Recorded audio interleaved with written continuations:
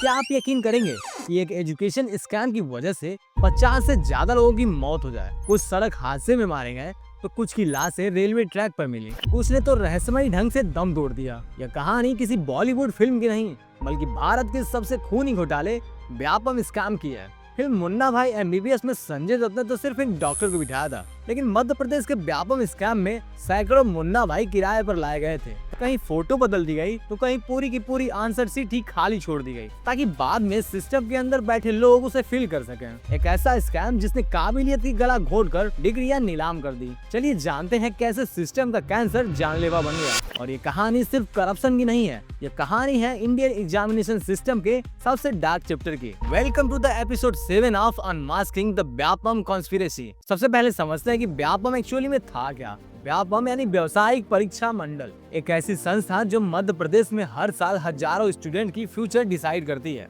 Medical entrance, police recruitment, पटवारी exam, forest guard exam, तो basically government system का पूरा future इसी संस्था के हाथ में था। इसी जगह आइडियली बहुत ही स्केर्ड होनी चाहिए थी। मेरिट, फेयरनेस और हार्ड वर्क की सबसे बड़ी परीक्षा। लेकिन व्यापम के अंदर एक ऐसा खेल चल रहा था जहां मेरिट सबसे सस्ता था और सेटिंग सबसे कॉस्टलीस्ट। यानी ऑफिशियली यह एक परीक्षा संस्थान था, लेकिन अनऑफिशियली एक साइलेंट ऑक्शन हाउस जहां हर सीट का दाम फिक्स था। तो चलिए सबसे पहले जानते हैं कि ये स्कैम शुरू कैसे हुआ। तो देखो, सिस्टम बहुत सीधा था। एक स्टूडेंट एग्जाम देता था और उसकी जगह पे कोई और बैठता था। आंसर शीट में नाम किसी और का होता था और रोल नंबर मैचिंग का गेम किसी और के नाम पे चलता था। और ये सब ऐसे किया जाता था जैसे कोई मैजिक ट्रिक हो। पेपर राइटिंग कोई और करता था और डॉक्टर कोई और बन जाता था। एग्जाम किसी और ने दी और नौकरी किसी और को मिल गई। व्यापम का पूरा नेटवर्क 3 कैटेगरी में बटा था। पहला, कैंडिडेट जो पैसे देकर सीट चाहते थे। दूसरा, सॉल्वर जो असली एग्जाम राइटिंग करते थे। तीसरा, ऑफिशियल्स जो सब अंदर से ही सेट करते थे।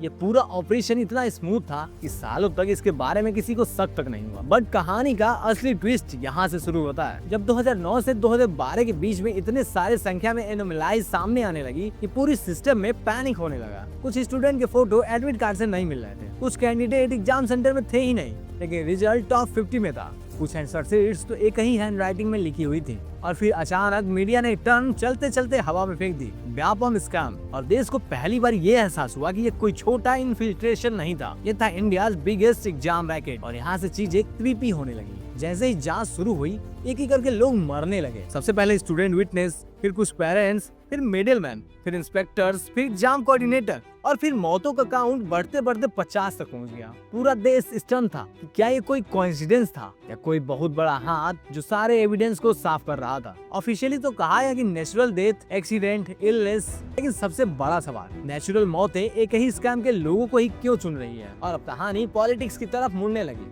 व्यापम दिखने में एक एकेडमिक इंस्टीट्यूशन था, लेकिन अंदर असली स्ट्रिंग कहीं और से खींची जा रही थी। जांच में सामने आया कि हाई प्रोफाइल नेता, कई बड़े बिजनेसमैन, कई एग्जाम ऑफिसर और कई मिडिल एजेंट्स इस पूरे गेम का हिस्सा थे। मेरिट बेचने का मार्केट इतना बड़ा हो चुका था कि हर साल करोड़ों रुपए ट्रांसफर होते थे, कैश, हवाला रूट्स और मिडिल एजेंट्स के जरिए। अंदाजा था कि ये स्कैम करीब 2000 करोड़ रुपए का था, लेकिन असली रकम कितनी थी इसका कभी कोई सही रिकॉर्ड ही नहीं मिला।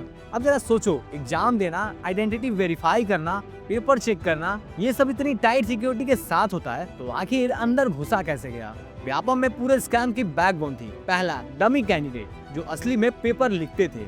दूसरा, रोल नंबर मैनिपुलेशन जहां सॉल्वर को छुपाकर स्पेसिफिक ब्लॉक में बिठाया जाता था। तीसरा, आंसर शीट स्वैपिंग जहां फाइनल मोमेंट पर सीट बदल दी जाती थी। चौथा, OMR टेम्परिंग जहां बबल्स बाद में भरे जाते थे। पांचवा, इंटरव्यू फिक्सिंग जहां मार्क्स मैनुअली बढ़ाए जाते थे। ये कोई अमेच्योर रैकेट नहीं था, ये fully integrated industrial scale cheating factory थी। अब शुरुआत में व्यापम सिर्फ स्टेट लेवल न्यूज था, लेकिन जैसे ही मौतें लगातार बढ़ती गईं, नेशनल मीडिया ने भी इसे उठा लिया। टीवी पर हर चैनल पर बस एक ही headline, Vyapam India's deadly exam scam. Journalist undercover गए, स्टिंग ऑपरेशन हुए और हर बार कोई नया नाम, नया एंगल, नए डेथ केस बाहर निकलने लगे। और फिर इस केस में सबसे बड़ा ब्लास्ट हुआ। जांच हजारों अपॉइंटमेंट तक पहुंच गई। Doctor, pharmacist, policeman, forest guard, ऐसे लोग मिले जो एग्जाम में बैठे ही नहीं थे लेकिन नौकरी कर रहे थे।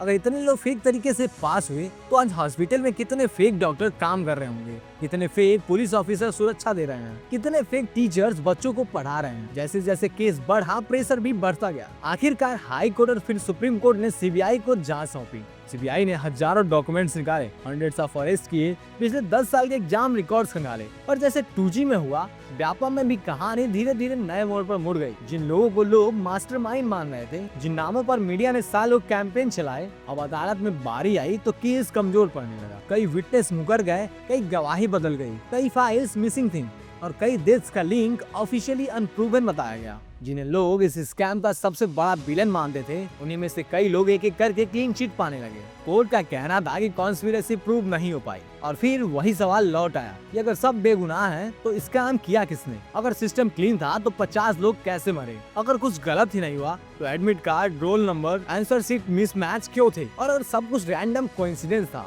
तो फिर इतने सालों से क्या देश एक इल्यूजन में जी रहा था? हमने स्कैम देखा, सिस्टम ब्रेकडाउन देखा, फेक अपॉइंटमेंट्स देखे, मिस्टीरियस डेथ देखी, सीबीआई इन्वेस्टिगेशन देखी, लेकिन फाइनल ट्रुथ क्या था? स्कैमर आज भी आजाद घूम रहे हैं। व्यापम स्कैम ऑफिशियली एग्जिस्ट करता है, लेकिन उसका मास्टरमाइंड कौन था? No clarity. किसने डेथ को ट्रिगर किया? No clarity. किसने फेक कैंडिडेट को रिक्रूट किया? No clarity. किसने पैसे के फ्लो को मैनेज किया? No clarity. ये था एक ऐसा स्कैम जहां सब कुछ था, रिकॉर्ड्स थे, अरेस्ट थे, विटनेस थे, लेकिन कोर्ट रूम में साबित नहीं हो पाया। इतना बड़ा रैकेट, इतना बड़ा नेटवर्क और अंत में जवाब सिर्फ एक, एविडेंस इनसफिशिएंट। दोस्तों, व्यापम स्कैम कोई मिस्ट्री नहीं था, ये खुला हुआ सच था जिसे सबने देखा लेकिन किसी ने छुआ नहीं। 50 से ज्यादा लोग मरे लेकिन किसी के मौत का कातिल नहीं मिला। हजारों नौकरियां छीन ली गयी पर जिम्मेदार आज भी बाहर घूम रहे हैं। फाइल्स बंद हो गई, केस ठंडा पड़ गया, लेकिन सवाल आज भी जिंदा है, क्योंकि जब सिस्टम खुद आरोपी हो तो फैसला कभी पूरा नहीं होता। Vyapam scam officially closed but the truth is still missing. तो दोस्तों, ये है हमारे देश के एग्जाम सिस्टम की कहानी और इस तरह के स्कैम आज भी देखने को मिल रहे हैं। आए दिन कोई ना कोई पेपर आउट हो जाते हैं या फिर कुछ ना कुछ गड़बड़ी सुनने को मिल ही जाती है। तो दोस्तों, इसके बारे में आप क्या कहना चाहोगे? कमेंट में अपनी राय जरूर दीजिएगा और अगर वीडियो थोड़ी सी भी अच्छी लगी हो तो वीडियो को लाइक और चैनल को सब्सक्राइब कर लीजिए। फिर मिलते हैं एक नए एपिसोड के साथ, तब तक के लिए देखते रहिए द एक्सप्लोर।